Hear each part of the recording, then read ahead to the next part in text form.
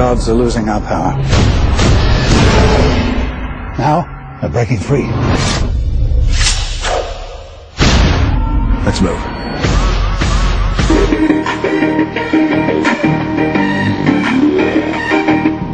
Hi guys, kami nga po pala ang Illusion Puppet Family na nagmula sa North Signal Village sa Rig City.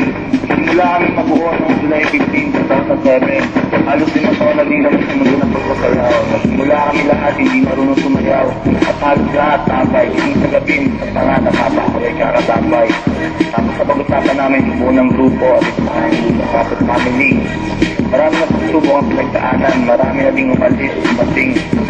Mahirap at ginawa na nakapili pa rin kaming matatag. Muna na nga namin ang magkaraman itay. Marami na din kaming umalis sa lumpayan.